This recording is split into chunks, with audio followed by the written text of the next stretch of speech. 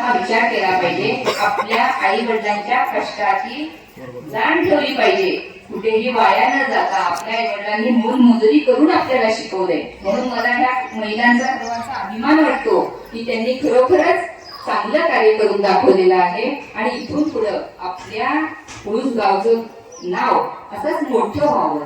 भरपूर महिलांनी असंच आपल्या मुलांना शिकवावं. बरेच आता मी बघते सर्वांचे स्टेटस किंवा फोटो येतात, त्यांना खूप अधिकारी झाले, कोणी डॉक्टर झालं, तर बरेच आपल्या गावामधली मुलं मुली शिकत आहेत, तर याच्यापेक्षाही जास्त शिकावेत अशी मला अपेक्षा आहे. आणि आपल्याला एकमेकांना आपण जर मदत केली तर आपल्याला सहज शक्य आहे. एखाद्या वेळेस एखाद्याची पडती बाजू असते, खरंच नसती त्यांची आर्थिक परिस्थिती, तर सगळ्यांनी मिळून हातभार लावला तर नक्कीच प्रगती होईल असं मला वाटतं.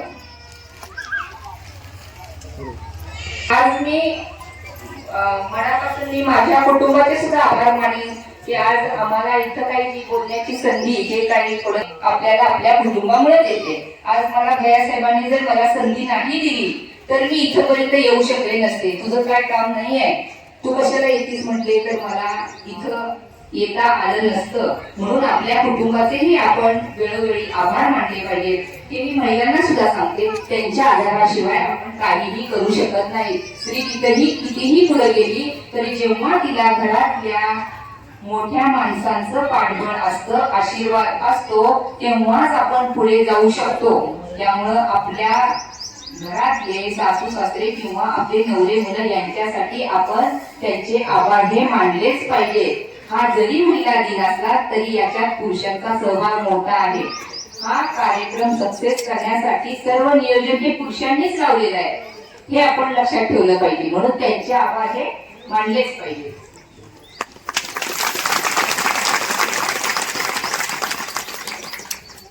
ग्रामपंचायत या वर्षी एक्स्ट्राचं आपण हे स्टॉल वगैरे लावले, तर मला असं वाटतं पुढच्या वर्षी याच्यापेक्षा जास्त स्टॉल असावेत. काही तुम्ही जे काही बनवतात ह्याच वस्तू असे नाही, बाकीचं सुद्धा आपलं गृहोपयोगी वस्तूंचे स्टॉल लावू शकता. तर तुम्ही सगळ्यांनी सहकार्य करा आणि जास्तीत जास्त स्टॉल लावा. आणि आपल्या ज्या महिला आलेल्या नाहीत त्यांनाही पुढच्या वर्षी घेऊन या आणि महिला दिनाचा कार्यक्रम हा मोठ्या प्रमाणात आपण साजरा व्हावा अशी आपण आशा व्यक्त करूया. आणि हे तुमच्या माझ्या हातात आहे. आपल्याला असे कार्यक्रम करताना सरपंच साहेब आपले नको म्हणणार नाही याची मी खात्री देते तुम्हाला. त्यामुळं आपण पुढच्या वर्षी त्याच्यापेक्षा अजून मोठा मंडळ वाढवू तिथपर्यंत, त्या समोरच्या दुकानापर्यंत. तर तुम्ही फक्त एकजुटीने सगळेजण यावं असं मला वाटतं. आणि महिलांनी कुठलंही बाहेरचं काम करताना, नोकरी करताना आपल्या घरातील जबाबदारी कुठलीही टाळू नये असं माझं प्रामाणिक मत आहे. महिलांनी शिकावं, आकाशाला गवसणी घालावी,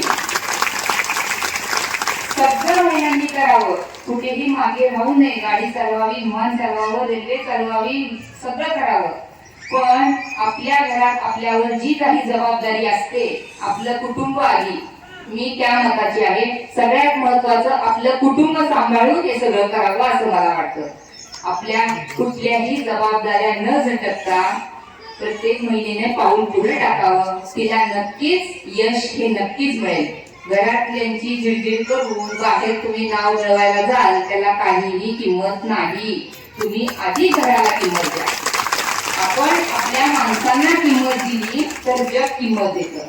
त्याच्यामुळे सुरुवात आपल्या माणसांपासून करायची. नाहीतर तुम्ही उपास राहणार तिथं पंक्तीत वाढायला जायचे, काय उपयोग नाही त्याचा.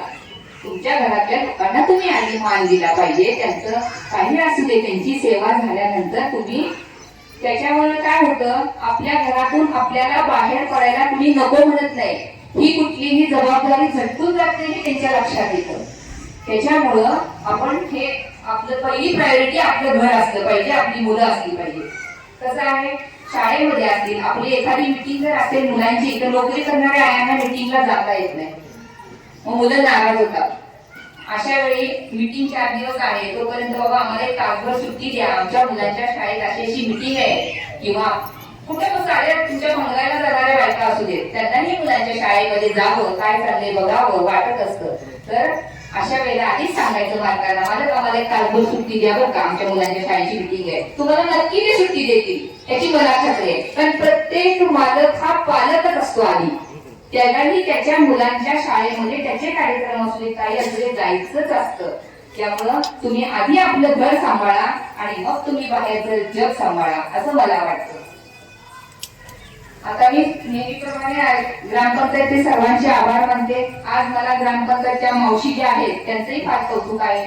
त्याही ग्रामपंचायतचं काम व्यवस्थित बघतात, दरवर्षी त्यांचं असतात.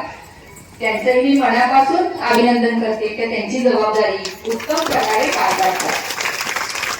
मी आवर्जून मावशींचं नाव जर भाषणात घेते तर मला खरोखर त्यांच्याबद्दल त्यांचं कौतुक वाटतं. हे कार्यक्रमाचं नियोजन खूप छान केलं आणि सूत्रसंचालन छान केलं. त्या दादांनी छान भाषण केलं मगाशी, शिवाजी दादांनी, की त्यांची बायको सरपंच असताना ते म्हणते मी पीए म्हणून तिच्या मागे होतो, याच्यासाठी जोरात टाळ्या झाल्या पाहिजे. आज कुठल्याही महिलेच्या मागे सक्षमपणे उभे राहणारा जर तिचे, मी मगाशी सांगितल्याप्रमाणे तिचा नवरा तिच्या पाठीमागे उभा आहे ना, कुठलंही काम करायला त्यांना 10 हत्तीचं बळ येते बघा. म्हणून मला दादांचं कौतुक वाटलं की मी तिच्या मागे मी प्रत्येक वेळी जात होतो तिला मदतीला. तर असं सगळ्यांनी एकमेकांना साधल्याने आपण महिलांच्यातच थोडंसं जेलसी असते, ती पुढे चालली की तिच्या पुढे मी कशी जाईल, आपल्याकडे थोडं असं असतं. तर त्यांचा आदर्श द्या सगळ्यांनी. छान वाटलं मला की त्यांनी आपल्या बायकोसाठी छान वेळ दिला. तर परत एकदा तुम्ही एवढ्या उन्हात फार वेळ थांबलात, वेळ काढून आलात, स्वतःसाठी आलात. पुढच्या वर्षी याच्यापेक्षा जास्त महिला याव्यात अशी अपेक्षा व्यक्त करते. आणि मला आज तुम्ही इथं अध्यक्ष म्हणून बोलावलं म्हणूनही मी तुमची ग्रामपंचायतची मनापासून आभारी आहे. सरपंच साहेबांना सांगून आपण पुढच्या वर्षी अजून वेगवेगळे उपक्रम राबवण्याचा प्रयत्न करू. तुम्ही सर्वांनी साथ द्या.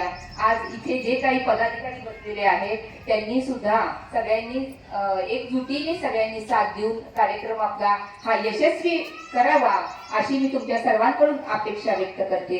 आणि जाता जाता मी एवढंच सांगेन की नारी तुम प्रेम हो, नारी तुम प्रेम हो, आस्था हो विश्वास हो, आस्था हो विश्वास हो, टूटी हुई उम्मीद की एकमात्र आस हो, एकमात्र आस हो. हर दिन नहीं